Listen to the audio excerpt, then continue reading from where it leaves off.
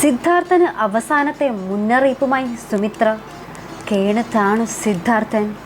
കുടുംബവിളക്ക് പ്രേക്ഷകരെന്നടങ്കം നിരാശയിലാക്കുന്ന ഒരു പ്രൊമോ തന്നെയായിരുന്നു ഇന്ന് പുറത്തു വന്നത്. വേറെ ഒന്നുമല്ല, നമ്മുടെ പൂജ ഒരു യാതൊക്കും സമ്മതിക്കുന്നില്ല നമ്മുടെ സുമിത്രയ്ക്കൊപ്പം സിദ്ധാർത്ഥന് നിൽക്കുന്ന കാര്യത്തിൽ. പൂജയ്ക്ക് അതിനോടൊട്ടും തന്നെ യോജിക്കാൻ കഴിയുന്നില്ല. പൂജയുടെ ഭാഗത്തു നിന്നും നോക്കുമ്പോൾ അത് തന്നെ ശരിയുമാണ്. അതായത് ആദ്യ ഭർത്താവാണ്, രണ്ടാമതൊരു വിവാഹം കഴിച്ച സുമിത്രയ്ക്ക് ആദ്യ ഭർത്താവിനെ നോക്കേണ്ട കാര്യമില്ല.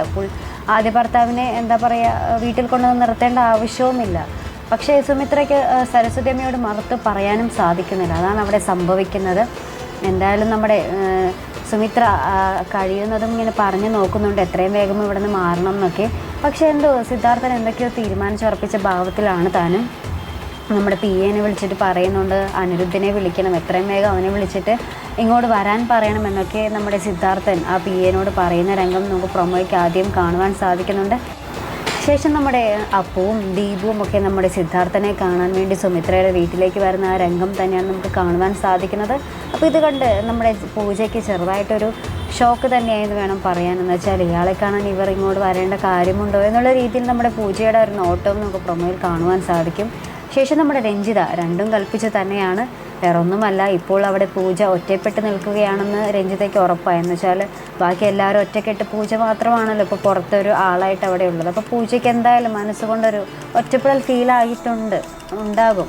അപ്പോൾ ആ ഒരു ഒറ്റപ്പെടൽ നമ്മുടെ പങ്കജിൻ്റെ അടുത്ത് മുതലെടുക്കാനാണ് നമ്മുടെ രഞ്ജിത പറഞ്ഞു കൊടുക്കുന്നത്. ഈ ഒരു സമയം നീ എന്തായാലും എന്താ പറയുക പാഴാക്കി കളയരുത്, ഈ ഒരു സമയം വേണം നീ അവളെ വരുതിയിലാക്കി എടുക്കാനെന്നിങ്ങനെ രഞ്ജിത നമ്മുടെ പങ്കജിനെ ഉപദേശിച്ച് കൊടുക്കുന്ന രംഗവും നമുക്ക് പ്രൊമോയിൽ കാണുവാൻ സാധിക്കുന്നുണ്ട്.